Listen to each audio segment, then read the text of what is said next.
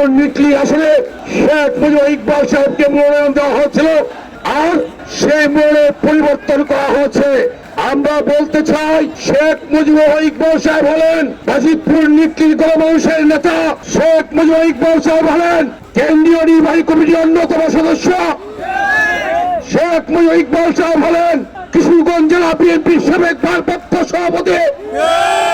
শেখ মুজিবুর ইকবাল সাহেব হলেন বাজিতপুর উপজেলা বিএনপির বিপ্লবী আহ্বায়ক সভাপতি। বন্ধুরা আমার, বাজিতপুর নিকলির মানুষ তাদের হৃদয়ের মধ্যে যে নামটি লালন করে তার নাম হলো শেখ মুজিবুর ইকবাল সাহেব। বন্ধুরা আজকে শেখ মুজিবুর ইকবাল সাহেবের নাম পরিবর্তন করা হয়েছে। ওই ইকবাল সাহেবকে ব্যতীত বাজিতপুর নিকলির মানুষ কাউকে মেনে নেবে না।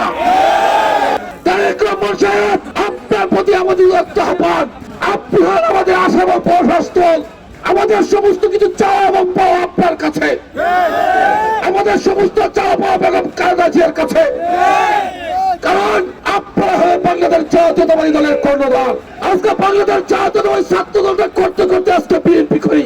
আজকে 36টা বছর যাবৎ এই দলটার পিছনে সব দিচ্ছি, গোলামি দিচ্ছি, লেবার হিসেবে কাজ করছি, শ্রমিক হিসেবে কাজ করছি। বন্ধুরা আমার, শুধু আপনার অর্ডার পালন করার জন্য, আপনার নির্দেশ মেনে নেওয়ার জন্য ওই শেখ মুজিবুর ইকবাল সাহেব 2 যুগের অধিক সময় ধরে বাজিতপুর নিকলির বিএনপিকে লাল পালন করে আসছে।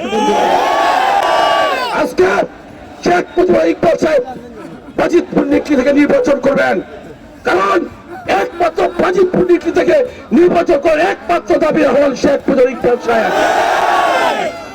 কারণ তার নেতৃত্বে বাজিতপুর উপজেলা বিএনপি, নিকলি উপজেলা বিএনপি, বাজিতপুর পৌর বিএনপি, যুবদল, ছাত্রদল, স্বেচ্ছাসেবক দল, তাঁতি দল, উলামা দল, শ্রমিক দল, কৃষক দল, জাসাদ, জিসাদ, জিয়া পরিষদ, মহিলা দল, তাঁতি দল, উলামা দল সহ সকল অঙ্গ সকল হাত দিয়ে তারেক রহমান বেগম খালেদা জিয়া দেখে চাই আমরা ইকবাল সাহেবকে